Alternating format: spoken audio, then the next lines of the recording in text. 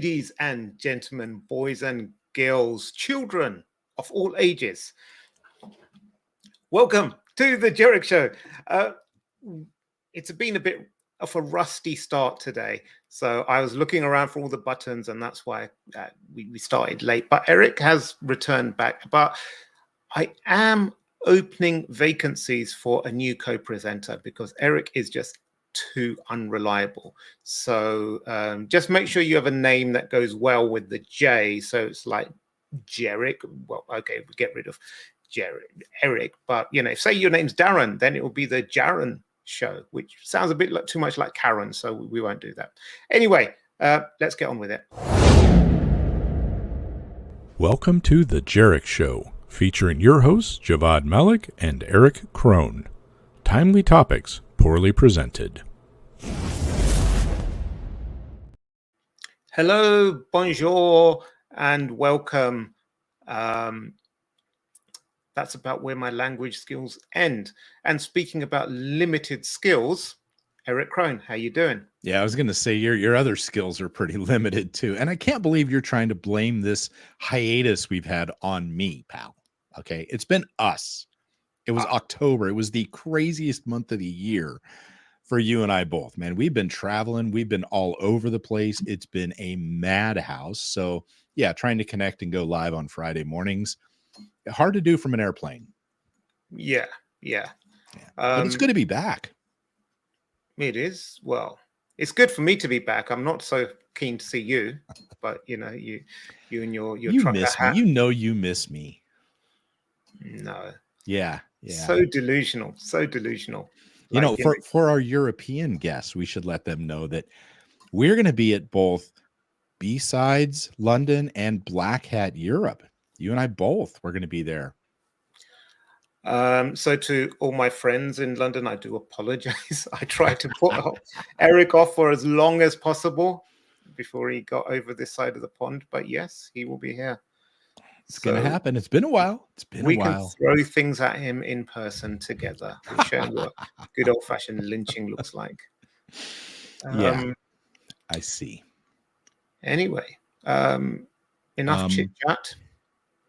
Are you doing okay, man? You seem to be struggling. I've been sick and I've been like up since about 3:30 this morning, and you're the one that seems to be struggling, man. Oh, for the love of all that's good in this world. Okay, Boeing confirms impact from cyber incident vanishes from LockBit ransom list. Yeah, first of all, it's hard to say Boeing without saying Boeing, right? No, it's very easy. There's an E in there. It's gonna be in your head. It's Boeing.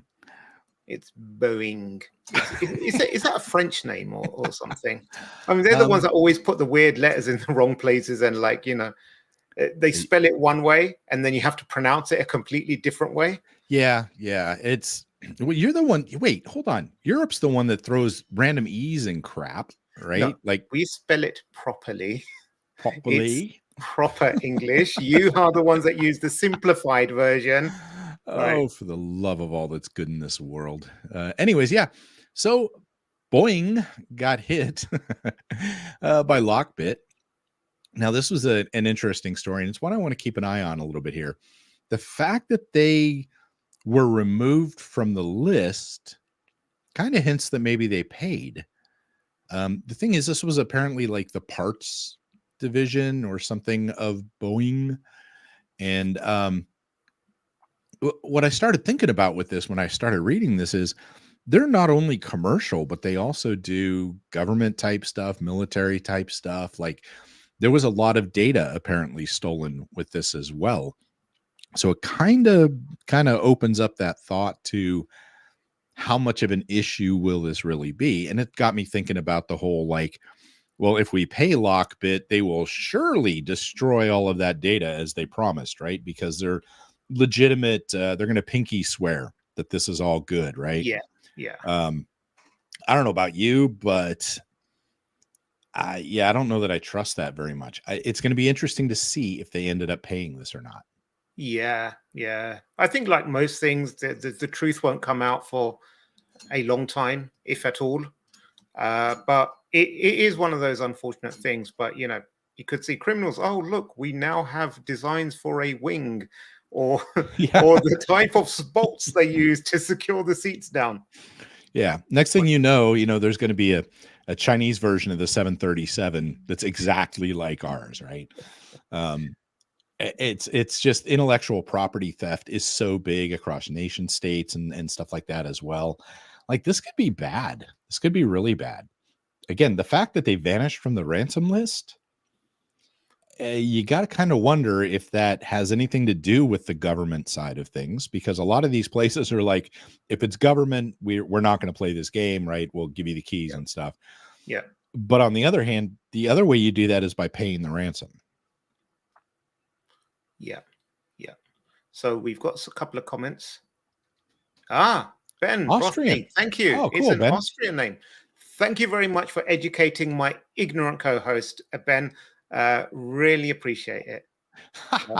Ben's fantastic. He's always like a fountain of knowledge. And if you don't know, he writes a lot of the, I don't know if he does, I haven't seen recently, but he writes a lot of these book reviews and they're published on the RSA conference website. I don't know how Ben goes through so many books.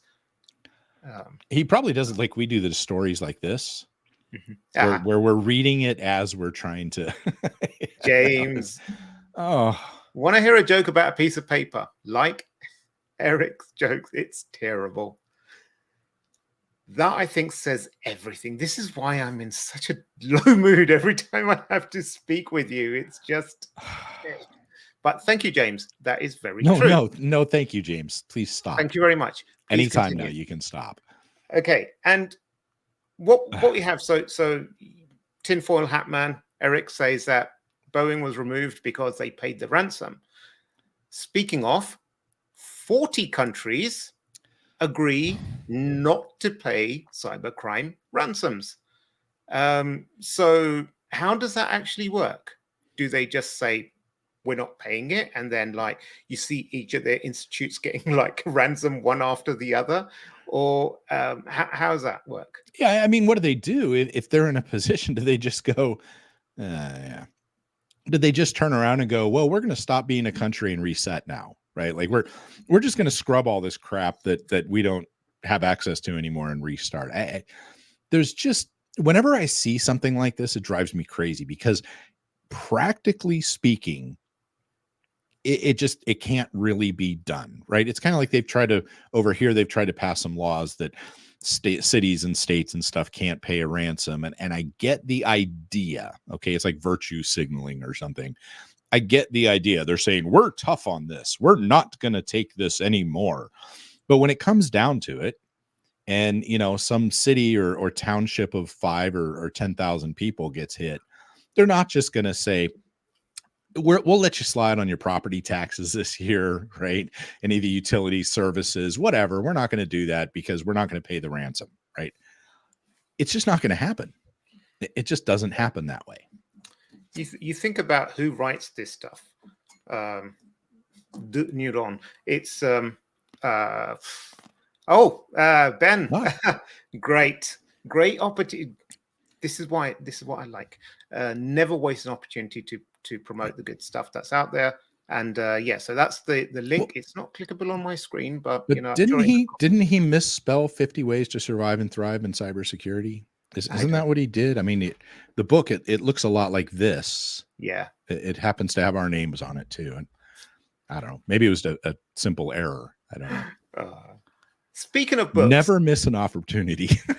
Speaking of books, let's head over to the British Library. Yeah. Ooh, nice segue. That was pretty smooth, man. That's like 2 in a row for you. I know, that's more than we can usually get. So well done, man. It's almost as if it was planned. But they suffer a technology outage after cyber attack, which is normally code for ransomware. Yeah. The systems are unavailable almost every time. Yep. Yeah. So it's affecting all of its services online and sites in London and Yorkshire. I had no idea they had a site in Yorkshire. Access to the website as well as catalog and digital collections is temporarily unavailable. And this reminds me of like when there was a council a few months ago up North. I can't remember which one. It wasn't York. It was some other one, Bristol, what have you. But they got targeted by ransomware.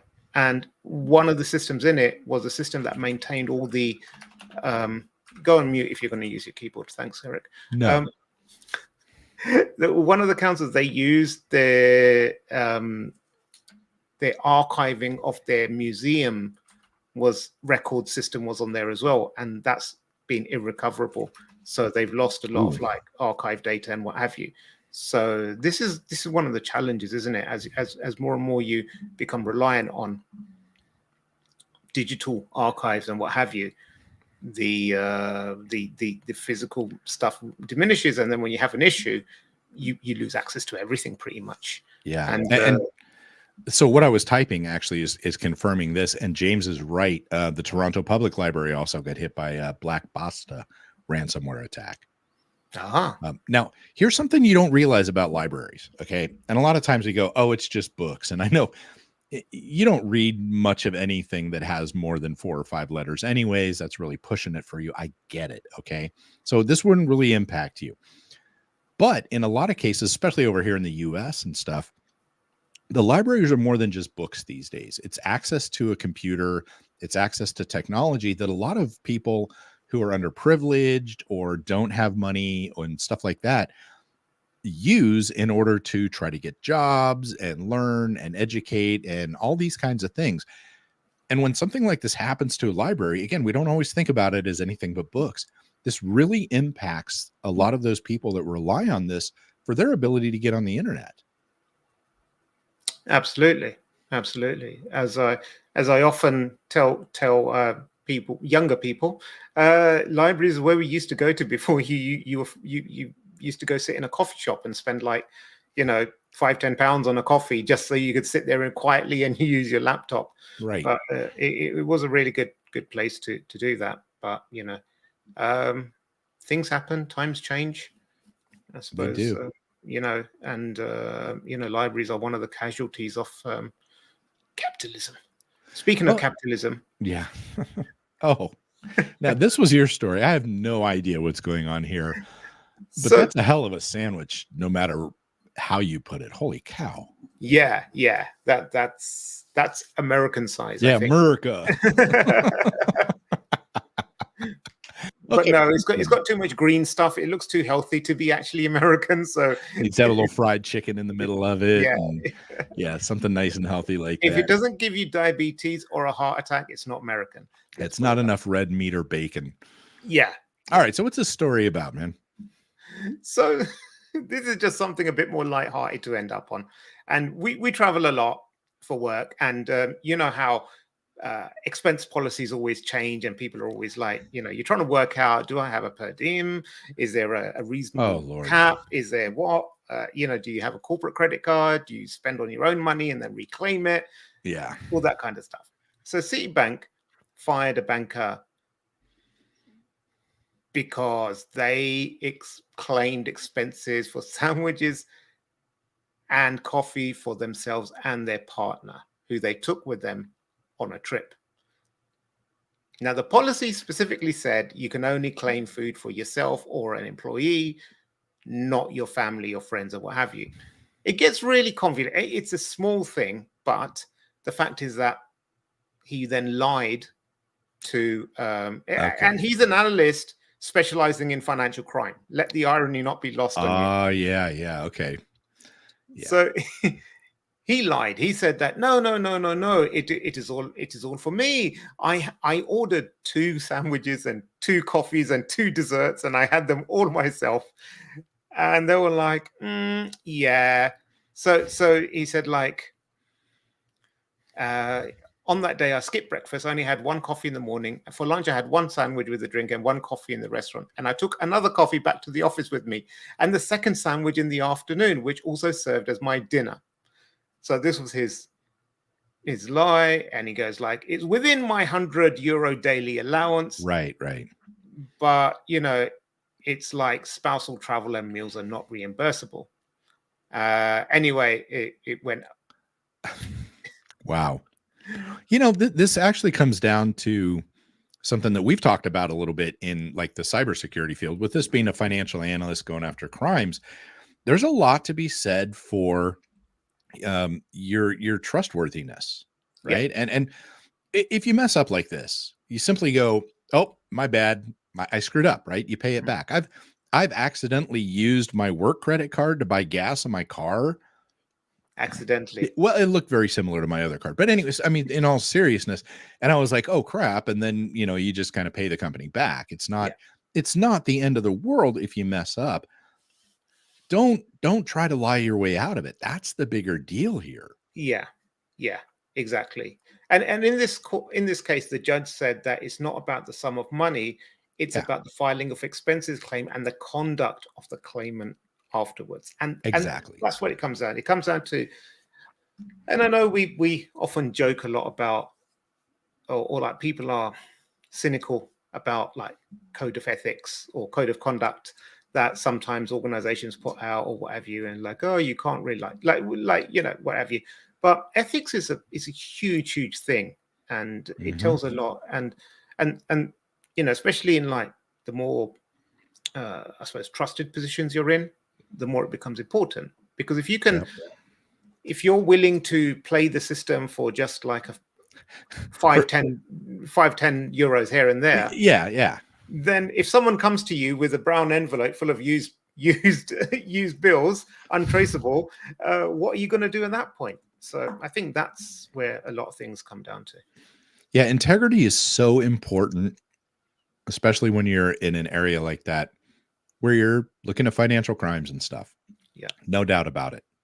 Yeah. And again, this becomes really important because not everything is locked down in the digital realm. So you remember Top Gear, the show, the original one, when it was Jeremy Clarkson, Richard Hammond, and James May. Back when it was good, and not the American version. No, because that was never good. Yes. Yeah. And when Richard Hammond had his car crash, he was in a coma for a while, and he was whatever. Yeah, it was that electric supercar. Yeah. No. There was one before that. It was one on a that one. He just broke his leg. Oh, that's right. Yeah.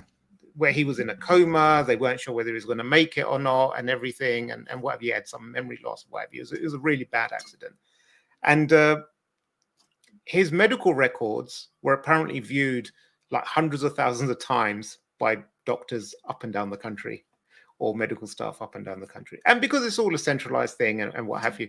And you know what? I get it. People are curious. They want to know what's happening and what have you. But it seems like a small thing, but it's actually a major breach of, it's like, again, an ethics thing. You want to trust someone or not? And Kylie says, hey, guys. Kylie, how's it going? Hey. Yeah, it is. It's such an important thing to have ethics and morals. And I have something to admit here. Okay. You have not cut me off yet, and I keep waiting for you to do that. So I feel like we're just rambling at this point, waiting for you to cut me off when I go to say something important. No, I thought we were just genuinely having a conversation about stuff and informing, and we were talking about, ethics and morals is an important topic. For the last 100 and something episodes, you've cut me off at the end, and so why break the habit of a good thing? So on that note, he asked for it, basically. I'll see you next week. Until then, stay secure, my friend.